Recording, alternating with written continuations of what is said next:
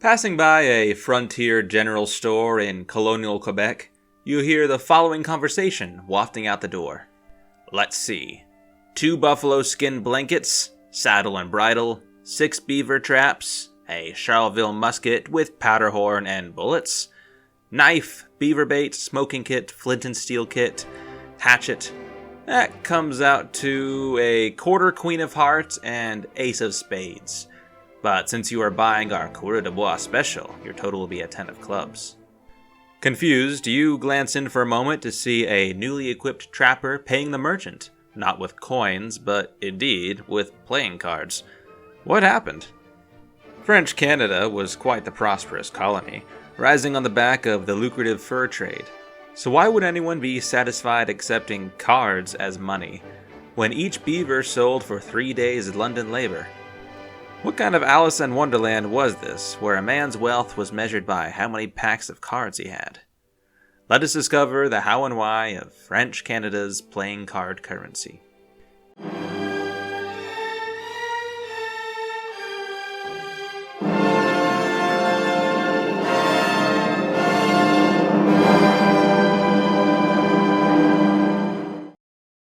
In the centuries after the discovery of the Americas by Columbus, the continents became gradually claimed by European powers in geographical blocks, with the Spanish and the Portuguese in the south, the English and the Dutch more in the middle, and the French and later Russians up north. France's northern holdings began to coalesce around modern Quebec, built upon the back of the lucrative fur trade. Back in Europe, beaver felt hats were all the rage, and a fortune was made off the literal backs of these luxuriously clothed small mammals. French Canada prospered. For all the riches to be made, though, much of that money was made back in the homeland. Literally made. Coins were not permitted to be minted in the colony. So, therefore, any hard cash that circulated in New France had to come from France itself. Herein lay the issue. The French government typically supplied the colony with goods and merchandise via an annual voyage by the King's Ship. These yearly circuits would include barrels of coins to pay both civil and military expenses. Merchants, too, coming to buy furs, would also bring coins to conduct trade. However, despite this influx of hard cash, coins that were brought to the colony were often quickly spent by colonists on wares that were brought to France along with the merchants. Those coins that were brought overseas to pay the colony were quite often sent right back to France on the very same ships that brought them over in the first place. Needless to say, this was a very fragile monetary system. Everyday transactions became more difficult when there wasn't a medium of exchange that each party wanted, even if they had other objects of value like fur or crops. Hard currency became so scarce that coins in the colonies traded at 1/3 more than face value, or in other words, 1 livre would buy 1.3 livres in goods. A monetary famine loomed like a specter were the supply line back to France ever disrupted. And unfortunately for the colonists, in the 1680s, that disruption happened. Ever since William the Conqueror arrived in England from Normandy, the English and French have often struggled to get along. In the late 17th century, the two nations were beginning to embark on a period known as the Second 100 Years' War, of perennial conflict that would only end with Napoleon's defeat at Waterloo. However, unlike the medieval First 100 Years' War, each realm now possessed a network of overseas holdings that could be leveraged and pressured in hope of gains in Europe. New England and New France found themselves at odds in the Americas, and royal navies took turns cutting off their respective enemies' links with their colonies. For New France, this meant that those barrels of coins that they needed to keep their economy going were no longer guaranteed to show up. In 1685, the colony had reached a crisis point. Skirmishes were raging between New France and New England's Iroquois allies, and the Governor-General of New France, Jacques de Molay, found himself completely out of money. While many expenses could be deferred payment through IOUs, there was one group that the governor couldn't afford to not pay: the soldiers. It was dangerous to leave the troops unpaid during wartime, for more reasons than one. But without coins, Mullier simply had nothing of value to give them, and so he had to create something. Taking a pack of playing cards, Mullier ordered that the cards be taken and cut into quarters, with each section being signed by himself and given to the soldiers with the promise that they could be redeemed for coins as soon as the money arrived from France. Recounting the episode in a letter to a government acquaintance, Mullier said, "I have found myself this year in great straits with regard to the subsistence of the soldiers. You did not provide for funds, my lord, until January last. I have, notwithstanding, kept them in provisions until September, which makes 8 full months.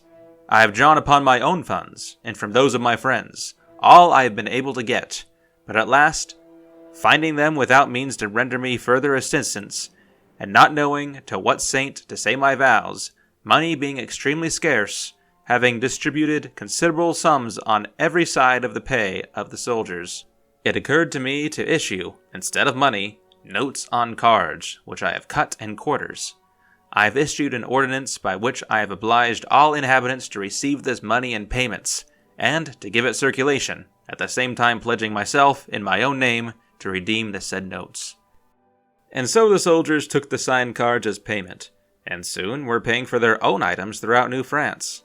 The signed cards diffused across the colony, from merchants to their own employees accepting the cards as good as gold.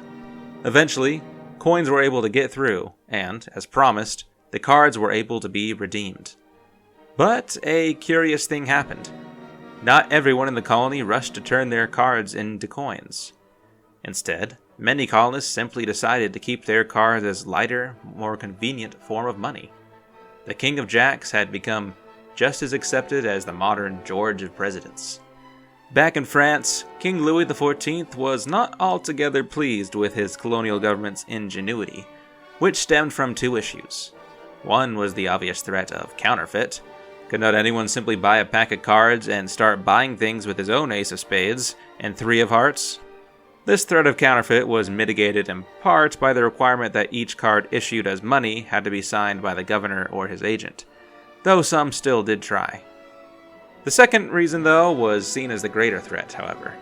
Control of the state's money supply was a privilege jealously guarded by kings, and for a governor to suddenly start issuing what was in effect new money that the state had to honor, there was the threat that Louis would suddenly be on the hook for extravagant purchases paid for by card cash. Events in the colony did little to allay the king's fears. Owing to a continued shortage of coins in the colony, the governor began to allow cards to pay for public spending beyond soldier salary, including paying for new building construction.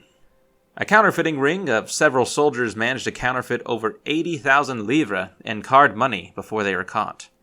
In 1717, the king decided to ban the issuing of playing cards for money.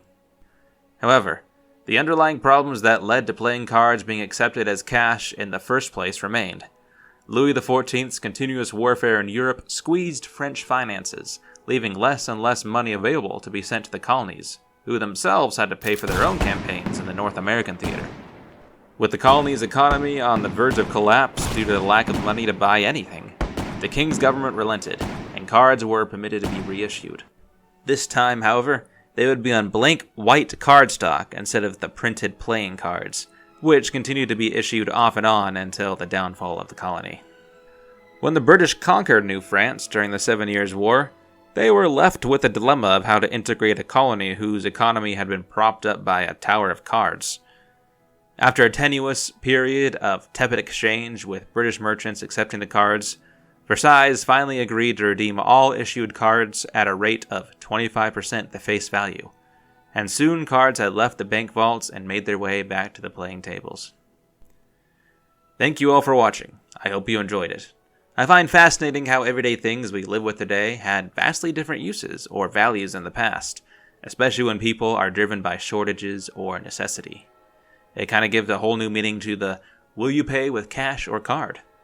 If you enjoyed this video, please consider subscribing for more, and I hope you have a wonderful day.